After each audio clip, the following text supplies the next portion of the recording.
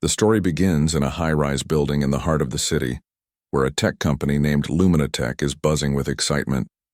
This isn't just another day at the office. It's the day they're about to sign a deal that could change everything. For years, Luminatech had been working hard to make a name for itself in the competitive world of technology. And now, after months of negotiations, they were on the verge of partnering with a massive international conglomerate. The kind of partnership that would put them on the global map. At the center of it all was the CEO, a man in his early 40s with sharp suits and an even sharper mind. Let's call him the boss. He was known for his confidence, his ability to close deals, and his knack for spotting opportunities others missed. Today, he sat in his corner office, surrounded by glass walls that gave him a panoramic view of the city skyline. His desk was cluttered with papers, contracts, reports, and memos, all tied to the deal he was about to finalize. As he flipped through the last pages of the contract, a soft knock interrupted his thoughts. He looked up, expecting to see one of his executives or maybe his assistant. Instead, standing in the doorway was someone he didn't expect to see, the janitor. She was a woman in her late 50s, with silver streaks in her hair and hands that spoke of years of hard work. Everyone knew her as the person who kept the building spotless, but no one really paid much attention to her beyond that. "Come in," the boss said, a little surprised. He wasn't used to having casual conversations with the cleaning staff. But something about her demeanor told him this wasn't a casual visit. She hesitated for a moment, then stepped inside, closing the door gently behind her. "Sir," she began, her voice steady but quiet. "I don't mean to bother you, but I think there's something you should know." The boss raised an eyebrow. "Something I should know? About what?" She glanced at the stack of papers on his desk. "That contract. There's something off about it." For a second, the boss thought she might be joking, but her expression was serious, almost grave. "What do you mean?" he asked, leaning back in his chair. She took a deep breath as if bracing herself. "I couldn't help but notice some things while I was cleaning your office last night. I used to work as a paralegal before life happened. And I've seen contracts like this before. They look fine on the surface, but there are traps hidden in the details. Clauses that seem harmless until they're not." The boss frowned. "Traps? Like what?" She pointed to a section of the document he had left open on his desk. "This part here, for example. It says that if certain conditions aren't met within a year, the other party gets the right to step in and take control of decision-making. At first glance, it sounds reasonable, but when you read it closely, those certain conditions are almost impossible to meet. It's like they're setting you up to fail." The boss stared at her, unsure how to respond. On one hand, he wanted to dismiss her concerns. After all, what did a janitor know about multi-million-dollar deals? But on the other hand, her explanation made sense. Too much sense, in fact. He couldn't ignore the chill creeping up his spine. "And you're sure about this?" he asked finally. She nodded. "Yes, sir. I've seen companies lose everything because of clauses like these. People think they're signing a partnership agreement, but what they're really doing is handing over the keys to their kingdom." Her words lingered in the air, heavy and unsettling. The boss leaned forward, studying her face. There was no trace of malice or mischief, just genuine concern. He realized then that she wasn't trying to cause trouble. She was trying to help. "Why are you telling me this?" he asked softly. "You could have just stayed out of it." She smiled faintly, a mix of sadness and determination in her eyes. "Because I've been where you are, sir. I've seen good people get blindsided by deals that looked too good to be true. And because it's the right thing to do." The room fell silent as the boss processed her words. He had always prided himself on being thorough, on leaving no stone unturned. But now, faced with this unexpected warning, he couldn't shake the feeling that he might have overlooked something crucial, something that could cost him and his company everything. He thanked her for her honesty and promised to look into it further. As she left the room, closing the door quietly behind her, the boss found himself staring at the contract with new eyes. What had seemed like a routine piece of paper just moments ago now felt like a puzzle waiting to be solved. And for the first time in a long while, he wasn't entirely sure he had all the answers.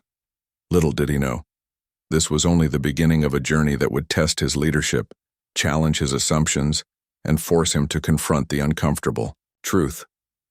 Sometimes the people we least expect to save us are the ones who see the clearest. The boss couldn't stop thinking about what the janitor had said.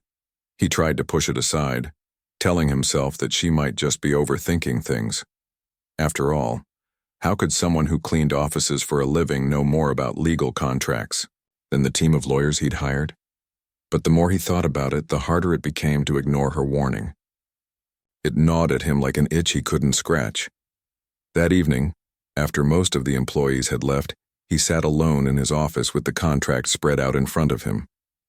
The fluorescent lights buzzed overhead, casting a cold glow on the pages filled with dense legal jargon. He picked up his phone and dialed his general counsel, a sharp, no-nonsense woman who had been with the company for years. She answered on the second ring. "Hey," he said, skipping pleasantries. "I need you to come back to the office. We've got a problem." When she arrived, he explained everything: the janitor's warning, the specific clauses she had pointed out, and the uneasy feeling that had been growing in his gut ever since. At first, the lawyer looked skeptical. "You're saying the janitor noticed something we missed?" He nodded. "Yeah, I know it sounds crazy, but hear me out. She used to work as a paralegal before she ended up here." And when she explained, it made sense. Too much sense.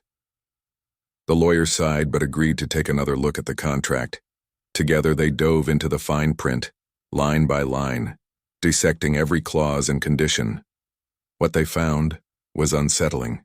Buried deep within the document were provisions that seemed harmless at first glance but carried dangerous implications if triggered.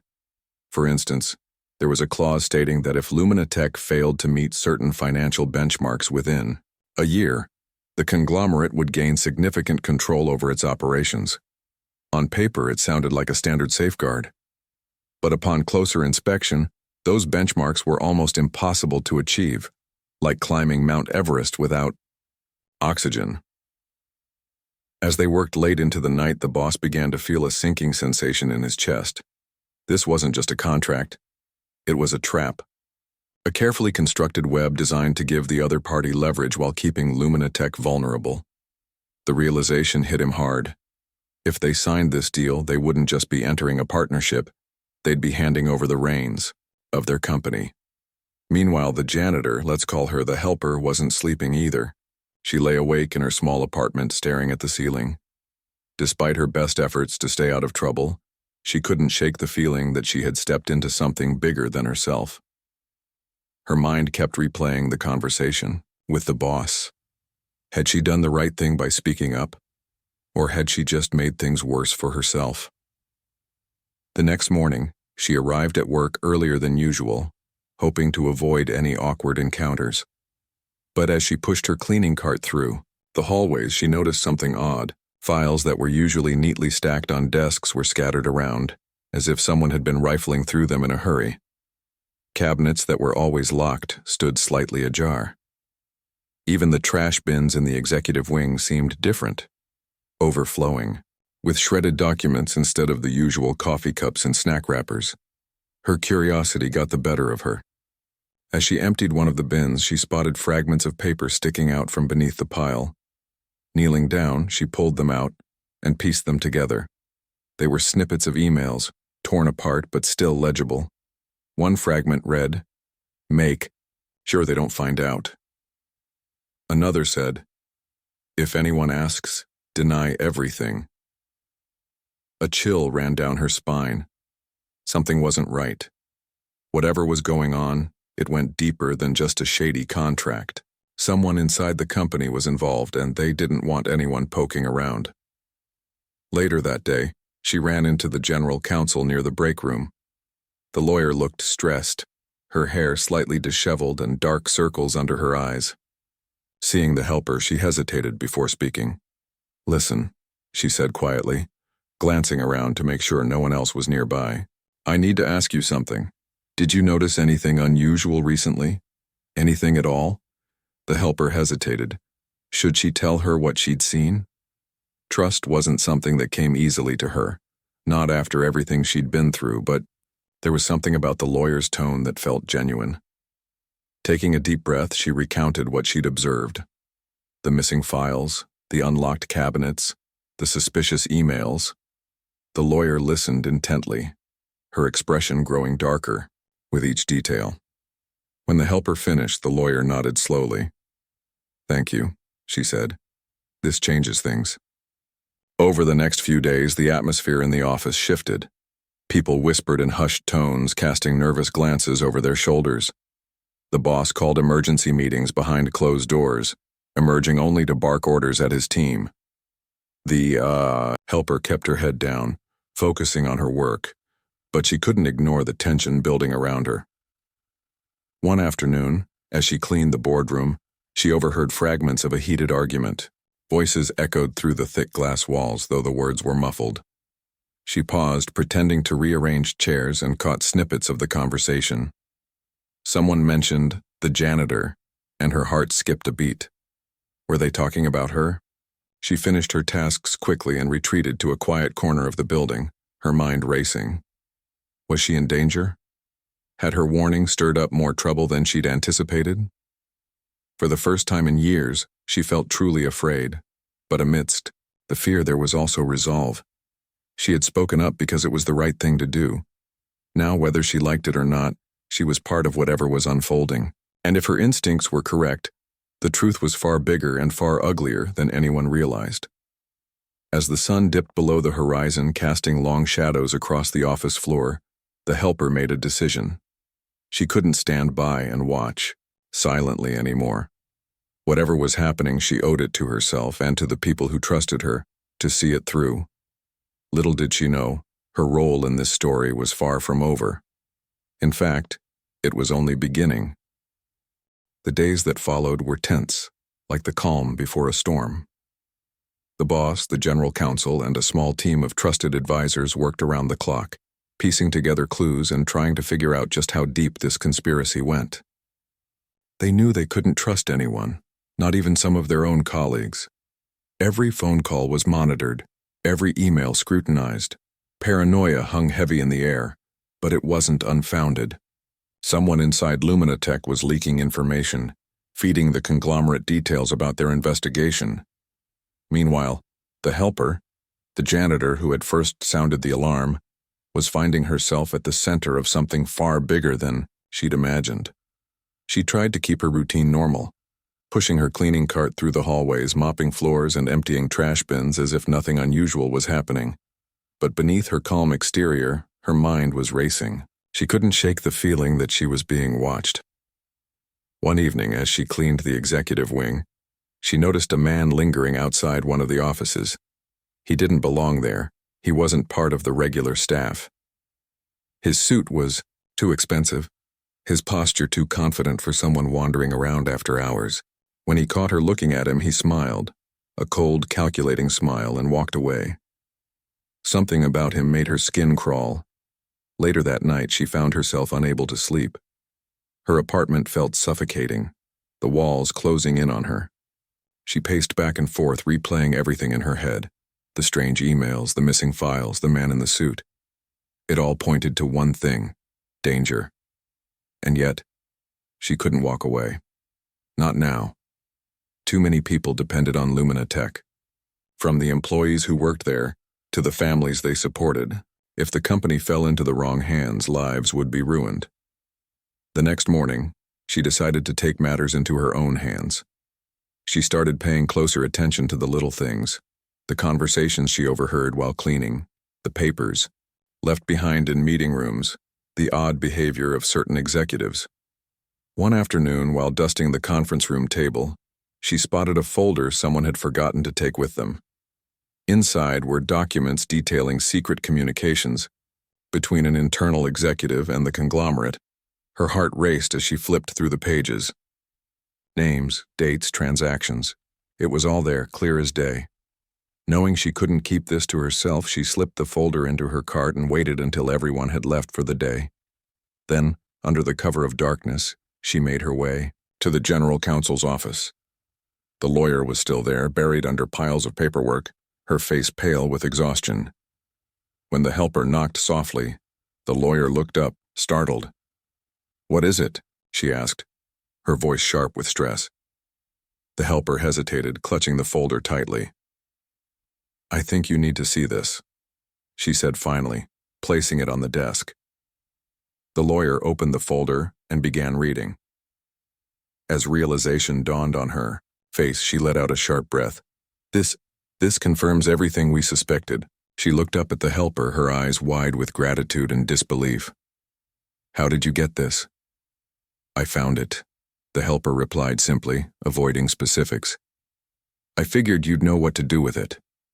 The lawyer nodded, already flipping through the pages again. "You've done more than enough. Thank you." But the helper's involvement didn't stop there. Over the next few days, she became an unofficial member of the investigative team. The lawyer trusted her instincts and often sought her input during late-night strategy sessions. Together, they mapped out connections between the suspicious activities, uncovering a web of deceit that reached higher than anyone had anticipated. Word of the helper's role began to spread quietly among the inner circle. At first, the boss was hesitant to rely on her so heavily.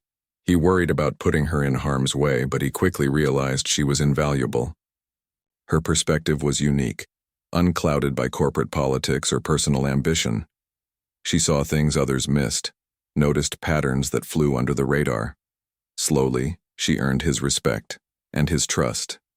Still, danger loomed. The helper started receiving subtle warnings. A note slipped under her apartment door read, "Mind your own business." Another time, she returned to find her locker broken into, though nothing appeared to be missing. Each incident was designed to scare her without leaving evidence, but instead of backing down, she grew more determined. One evening, as she walked home from work, a black sedan pulled up beside her. The window rolled down, revealing the same man in the expensive suit she'd seen earlier. He leaned toward her, his smile icy. "You're making things difficult for yourself," he said smoothly. "Why don't you step away? No one will blame you." For a moment, fear gripped her. But then she straightened her shoulders, meeting his gaze squarely. "I'm not stepping away," she said firmly. "And neither should you. Because if I were you, I'd start worrying about what happens when the truth comes out." His smile faltered, replaced by a flicker of irritation. Without another word, he drove off, leaving her standing alone on the sidewalk. Her legs trembled slightly, but she forced herself to keep walking. She knew she had crossed a line, one that couldn't be uncrossed. From that point forward, there was no turning back. Back at the office, the stakes continued to rise. The boss and his team devised a plan to expose the conspirators once and for all. They decided to play along with the deal temporarily, pretending to proceed with the partnership while secretly gathering irrefutable proof of foul play. It was a risky move, but they had no other choice. Time was running out. The helper played a critical role in executing the plan. Using her knowledge of the building's layout, she monitored areas others overlooked: the storage closets, the maintenance tunnels, the unused stairwells. Late at night, she installed hidden cameras in key locations, capturing footage that would later prove crucial. She also kept an eye on the handful of executives suspected of collusion, documenting their movements and interactions. Despite the mounting pressure, the helper refused to let fear consume her. Instead, she channeled it into action, driven by a sense of purpose she hadn't felt in years. For so long, she had felt invisible, like a ghost drifting through the halls of Luminatech. Now she was anything but. Her quiet strength and unwavering determination inspired those around her, reminding them why they were fighting in the first place. As the final pieces of the puzzle fell into place, the tension in the office reached a breaking point. Everyone could feel it, the weight of what was coming. The boss called a meeting to discuss the next steps, inviting only a select group of people. To everyone's surprise, the helper was included. Sitting among lawyers, executives, and strategists, she felt out of place but undeniably proud. This wasn't just about saving a company anymore. It was about doing the right thing, no matter the cost. Little did they know, the real battle was yet to begin. But with the helpers' courage and the boss's leadership, they stood ready to face whatever came their way. Whatever happened next, one thing was certain: the fight for Luminatech's future was far from over. The tension in the office was palpable, like a storm cloud hovering just above everyone's heads. The boss and his team were on edge, knowing that any misstep could unravel everything they had worked so hard to uncover. They had spent days preparing for the final phase of their plan, exposing the conspiracy that threatened Luminatech. But betrayal has a way of striking when you least expect it. It happened during one of their late-night strategy meetings. The helper, the janitor who had become an unlikely hero, was in the room along with the general counsel, the boss, and a few trusted advisors. They were going over the details of their operation, making sure every angle was covered. Just as they were about to wrap up, the general counsel's phone buzzed loudly on the table. She glanced at it, her face paling instantly. "What is it?" the boss asked, leaning forward. She hesitated before answering. "Someone leaked our plan." The room went silent. Everyone exchanged uneasy glances. If their plan had been leaked, it meant someone in the room or close to them was working against them. The conspirators now knew what they were planning, which gave them time to cover their tracks or retaliate. Panic started to creep in, but the boss quickly took charge. "We need to move faster," he said firmly. "We can't let them get ahead of us." The helper felt her stomach churn. She had known the risks when she decided to speak up, but hearing those words hit differently. This wasn't just a game anymore, it was real, and lives were at stake. Still, she nodded along with the others, determined to see this through. They revised their timeline, deciding to trigger the trap earlier than planned. The next day, the boss called a fake negotiation session with representatives from the conglomerate. On the surface, it looked like a routine meeting to finalize the partnership agreement. In reality, it was a carefully orchestrated setup designed to catch the conspirators red-handed. Hidden cameras were installed throughout the conference room, capturing every word and gesture. The general counsel recorded the entire session remotely, while the helper monitored activity in other parts of the building. Her role was crucial. She needed to ensure no one tampered with the evidence or tipped off the conspirators. As the meeting began, the atmosphere was tense but professional. The conglomerate's representatives sat across the table exuding confidence. They had no idea they were walking into a trap. The boss played his part perfectly, pretending to negotiate terms while subtly steering the conversation toward the problematic clauses in the contract. At one point, he leaned back in his chair and said casually, "You know, I've been thinking about these conditions you mentioned earlier, the ones tied to performance benchmarks. What happens if we don't meet them?" One of the representatives smirked, clearly amused by the question. "Well, that's why we set realistic goals. If you follow the plan, there shouldn't be any issues." The boss raised an eyebrow. "Realistic? From what I've seen, these benchmarks are anything but realistic. It almost feels like you're setting us up to fail." The representative's smile faltered slightly, but he recovered quickly. "I assure you, that's not the case. We're here to help your company succeed." But the damage was done. The hidden cameras caught the flicker of unease on his face, the slight hesitation in his voice. It was enough to confirm their suspicions. Meanwhile, the helper noticed something alarming on her end. One of Luminatech's senior executives, a man who had always seemed trustworthy, was sneaking around the building trying to disable the recording equipment. She followed him discreetly, watching as he tampered with wires and devices. Without wasting a second, she alerted the general counsel via text message. Within minutes, security personnel arrived and detained the executive. When confronted, he broke down, admitting he had been bribed by the conglomerate to sabotage the investigation. His betrayal stung deeply, especially because he had been part of the inner circle for years. Back in the conference room, the situation escalated quickly. As the conglomerate's representatives realized they were being recorded, they tried to storm out of the meeting. But it was too late. The boss stood, up blocking their path. "You're not going anywhere," he said firmly. "Not until we settle this." With the evidence now undeniable, the general counsel stepped forward, holding a tablet that displayed screenshots of incriminating emails and documents. "We have proof," she announced. "Proof of your intent to exploit Luminatech for your own gain. And thanks to some very brave people, we also have proof of who helped you do it." The room erupted into chaos. The conglomerate's representatives sputtered denials, but their body language told a different story. Defeat was written all over their faces. Meanwhile, the helper entered the room quietly, carrying the folder she had found earlier, the one that contained damning communications between the conspirators. She handed it to the boss without a word, her expression calm but resolute. For a moment there was silence. Then the boss turned to the camera crew and nodded. "Send this to the authorities," he instructed. "Every last bit of it." The SART conspirators were arrested on the spot, their plans exposed for everyone to see. The news spread quickly through the building, leaving employees stunned. No one could believe what had happened, or who had helped stop it. Afterward, the boss gathered his team in the conference room to debrief. He looked around the table, his gaze finally landing on the helper. "None of this would have been possible without you," he said sincerely. "You saw what no one else did.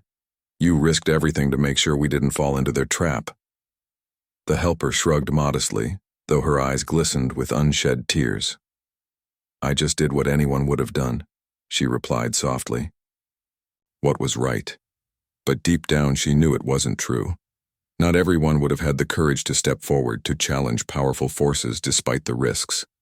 She had faced fear head-on and refused to back down, proving that even the most ordinary person can make an extraordinary impact.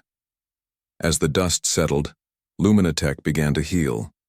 The crisis had brought the company closer together, reminding everyone of the importance of integrity and vigilance.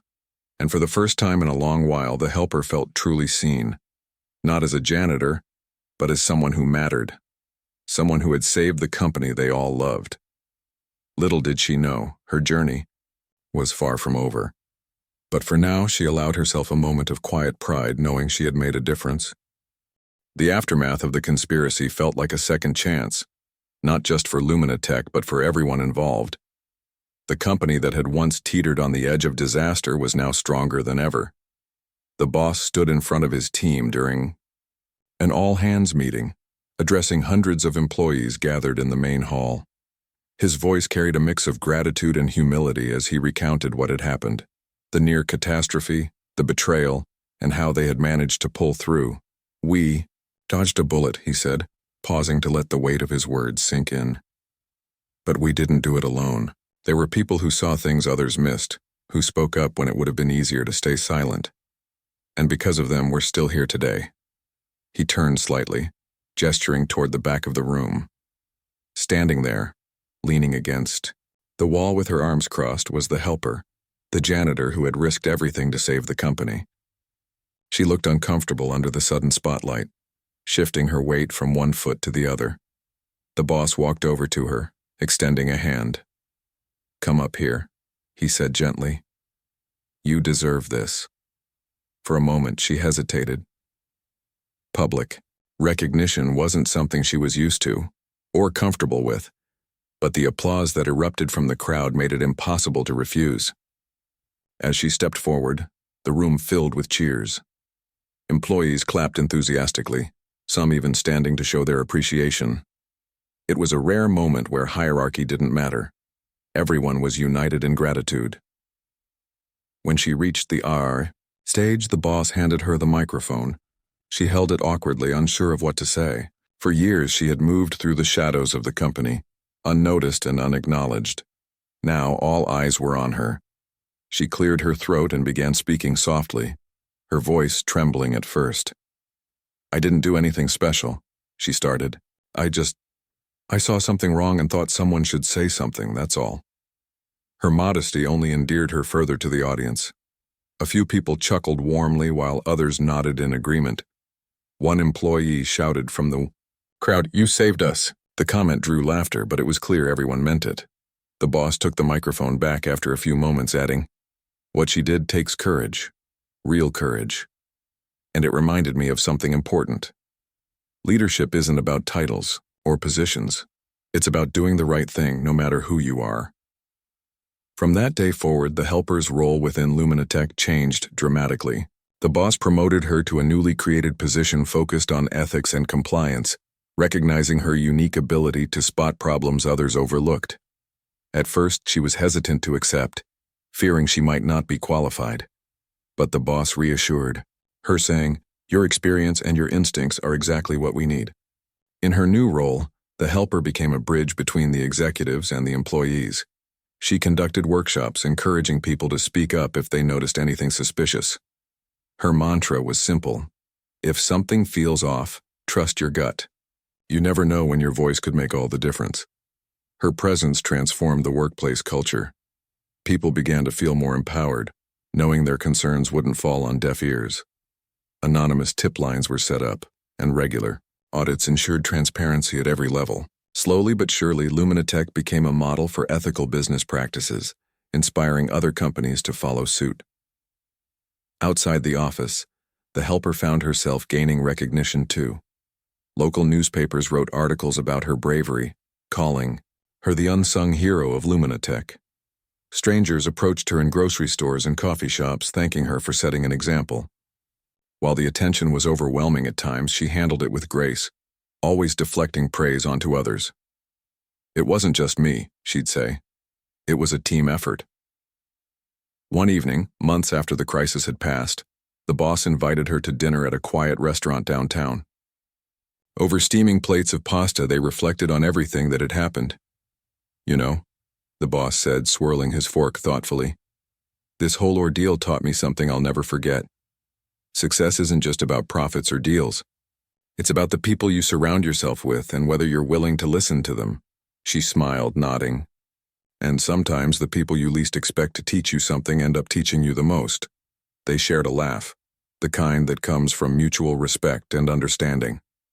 For the first time in a long while, both of them felt a sense of peace. They weren't just colleagues anymore.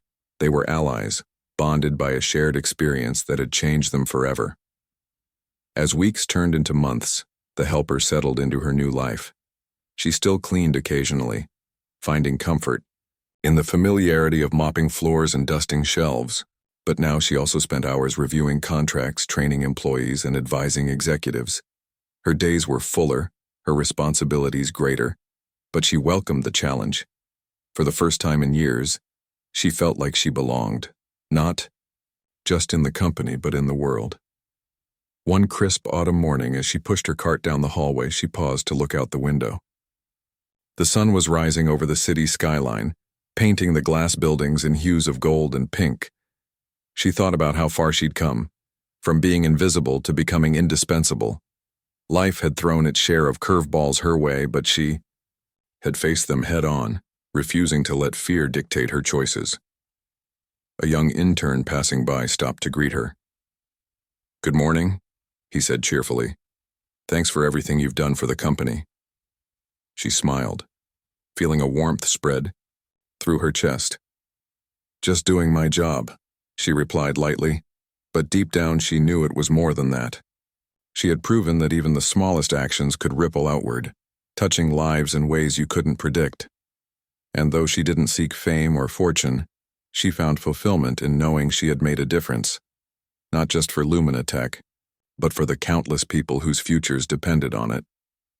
As she continued down the hallway, the hum of conversation and laughter filling the air, she realized something. The real reward wasn't the promotion or the recognition. It was the knowledge that she had stayed true to herself, even when it was hard.